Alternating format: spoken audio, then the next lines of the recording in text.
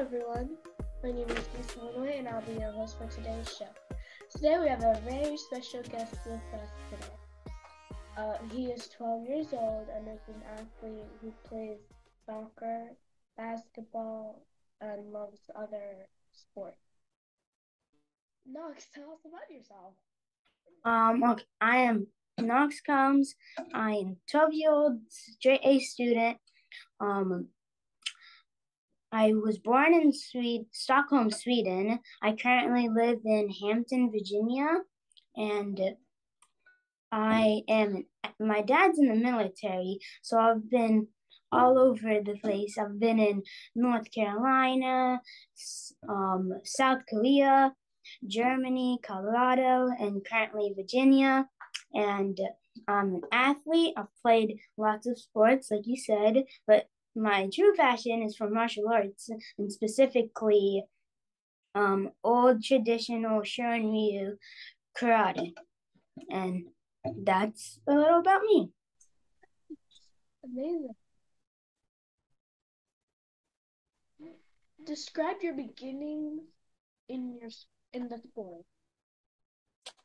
So when I first started karate, I was 4 years old in Germany. I started Karate Tech, and ever since the first day I started, I've loved it. Wow, me too. When the first day I started karate, I was basically in love with karate because it's so energetic and fun. Yeah. How important is the supplement or conditioning to you? So the conditioning to me, for karate, I exercise 10 minutes every day. So we do intense workouts. We do push-ups, 25 sit-ups. We do sometimes 100 jumping jacks and all kinds of stuff. And then that's our exercise. Wow, that's a lot. Yeah. What is karate for you? Self-defense or traditional? For me, it's self-defense, but it's also a sport for me since I love it. Nice. For me, I think I do sport and traditional because both are like good and my favorite. I Yeah. do both Yeah. sport and traditional. Okay. What would you say to your younger self if you had a time machine and was able to go back in time to your younger self before you even started karate and you wanted to give up? So if I went back, I would say to myself that you got this. You don't have to be scared, and it will be all right. Being a young athlete evolving in an advanced level in your sport, what do you consider to be the major difference in karate and other sports? The training would be the major difference. The individual training, because you don't practice with everyone else as a team. Karate's not a team sport. It's where you practice individually. You don't practice as a team. Unless So it's it's a big opening tournament. yeah. Yeah. Okay, okay. How do you prepare physically for an important tournament? How I would so for I would practice with my my teammates for sparring kumite, and for kata we would practice against each other, see who would do a better kata. Nice. For me, whenever I'm practicing, I basically just do some stretching. For Kumite, whenever it's time for me and I'm waiting, I just start jumping up and down, moving my arms Okay, yeah. around. It feels easier for me, and then I feel very confident because I already know how I'm moving and stuff like that. Okay, yeah. What training advice would you give to those who wish to start a training program? I would say don't be afraid to lose because there's gonna be a lot of losses in your path, but then you have to use those to succeed and learn. Could you please tell us a time that you have lost or didn't make it to the medal or top you wanted to be? So I would say the first time, my first nationals, I I didn't do as good as I thought I would do because I was with I was the youngest kid there, and then I was doing one of the most basic kata there, and then but I was winning until we went to the gold medal match, and then I lost. How old were you when it was your first tournament? 11, Oh, nice, nice.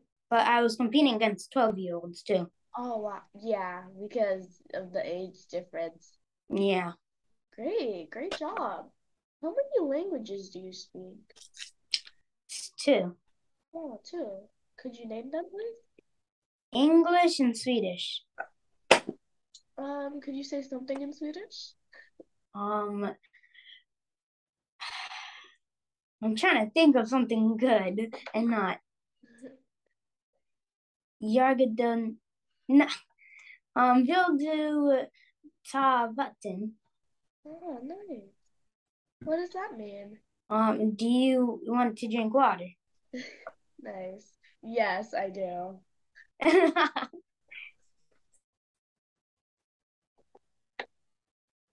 So, what is your go-to order at your favorite hometown restaurant?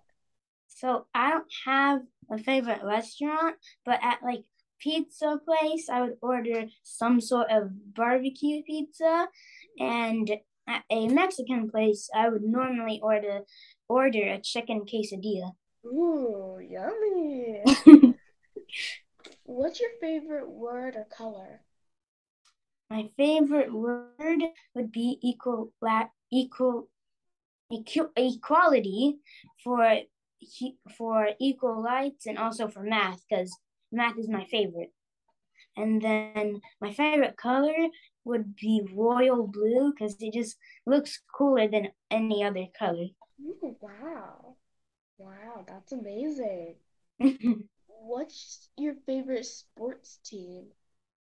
My favorite sports team would be my football Denver Broncos. Ooh, nice. My favorite sports team is probably the Kansas City Chiefs. Oh, okay. I love them. They're Yeah. amazing. If you had a superpower, what would it be and why would you have it? um, I would pick like ice because then I could go like I could make my path frozen. I could just slide down, and then I could just if it's too hot, I can just create ice for myself. Yeah, and because sometimes it gets too hot, then it's easier for you to cool down. And even for water too. You could have like Yeah. ice cold water or frozen popsicles. Yeah. You talked about equality being your favorite word. Tell me more about that. So for part of it would be math. Math is my favorite subject, and like I love doing equations, so I thought of equality, which is also for equal rights for all people. Hmm. And it's also important. What does equal right mean to you? Everybody getting treated the same and everybody getting the right getting the same. Like you ordered this and someone else ordered this, you should get the same amount and it should be just as nice. Hmm. And you should also get paid the same for the same job. Yes, you should. What is one of your favorite home childhood memories or just regular childhood memories? One of my favorite is spending my summers with my grandparents back in Sweden. Oh, that's lovely. That's so how how have you how have you become like an athlete evolving as a result of a leader or activist? How I've evolved is that um when I just started, I wasn't like I got confused in things I didn't know, and other people would have to teach me. But now it's the other way around. I haven't just started. I've been doing karate for a while, and then now instead of me being taught, I teach other people sometimes. Wow. For me, the first time I started, I had a hard time. I was doing great. And then the first time I did kumite sparring, I was able to beat, I think, 3 out of 4 boys. Okay. Yeah, so first times can be hard, but it's really fun. Yeah. Who inspired you to do karate or to be an athlete? It would be when I was little, I would watch Teenage Mutant Ninja Turtles. So I wanted to be a ninja, but the closest thing we could get was karate. So then I started karate.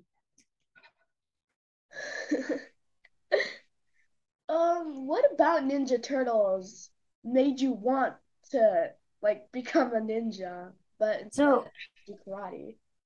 they were they were like sneaky. They knew how to use weapons properly. They knew how to work as a team. They were super fast, and I just loved them.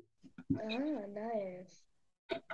Do you do weapons or just kata and kumite? I do weapons too. Yeah. Nice, nice. Yeah.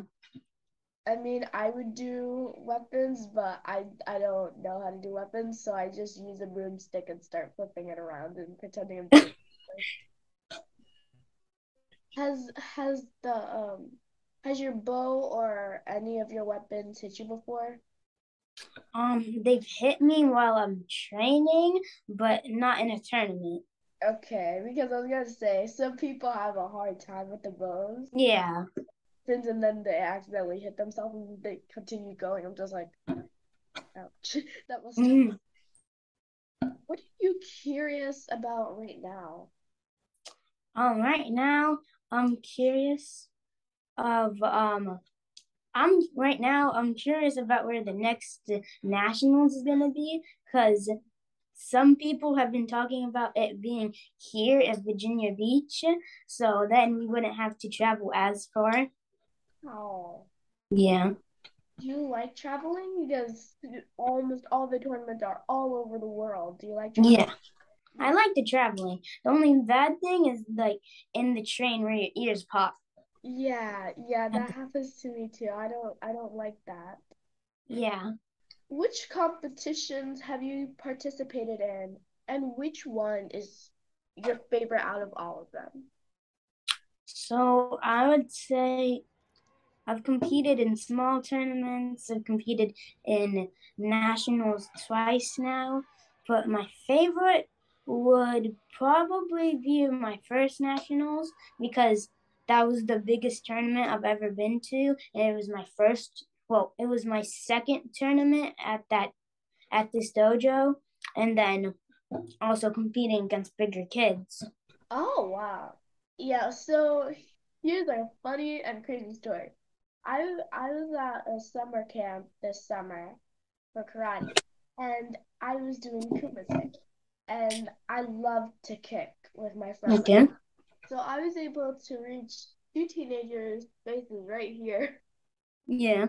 It was kind of like a swift kick, so I'm just like, this is gonna be a good kick because as I get older, I have to fight older kids, and being an athlete, it makes things a little easier with me. Yeah. What was your most challenging tournament? Like, My which one's most the hardest? my most challenging, I would say US Open. Oh, wow. Why? Because that was one of the biggest tournaments I've been to, and there were good people there. I had in kata, they had katas I've never seen or heard, and then in kumite, they just fought completely different from anyone else in my dojo, so it was hard. Where was this challenging tournament, the U.S. Open, located at?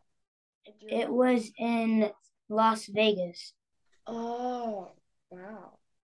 Wow. Good job, though. Thank you.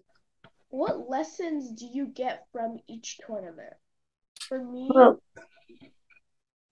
go ahead.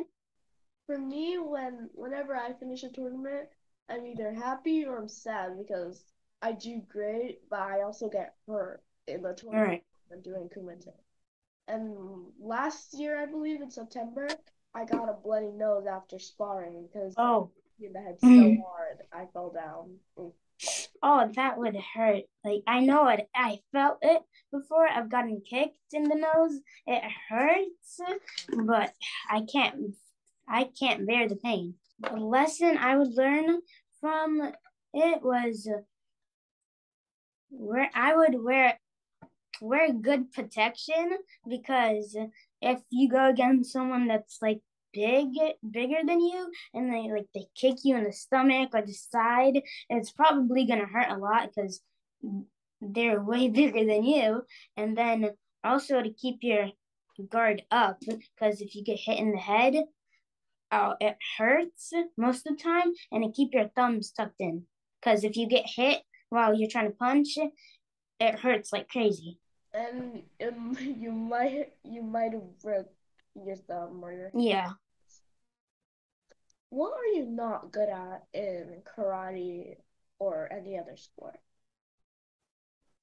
I'm not good at losing, because like I don't I don't take it very well. When I lose, like I get upset because nobody likes losing. And then I thought I did better than I did, and then when I lose, I was like, what happened? That's me too. So last year, when I had lost kata, because I had mixed up my katas, I said the wrong one, and then the incorrect kata. I was so mad when I lost. I literally had to pause in the middle of my kata. I was just like, Oh, my facial expression had changed. And then I had to continue, but my facial expression had still changed throughout the whole entire thing. okay. Yeah. What's something you failed at, and what lessons have you learned from it? Something I failed at karate. Um,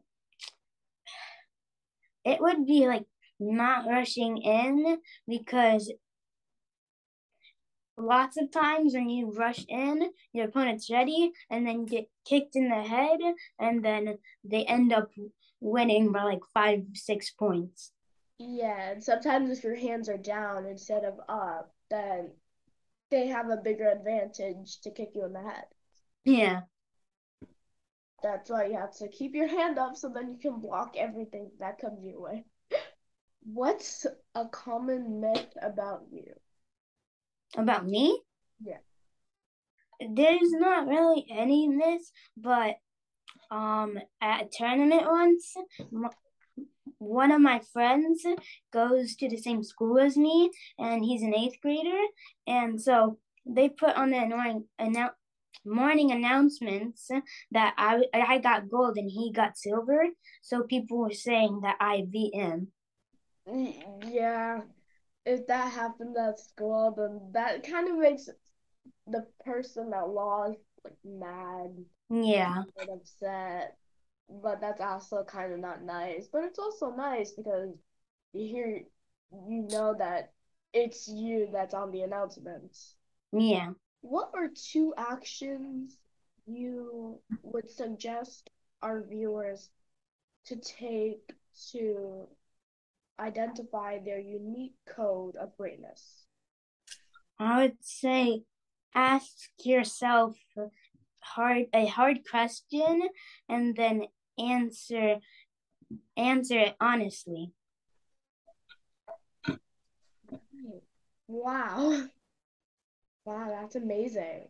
Do you use affirmations? Because Yeah. nice. What affirmations do you use?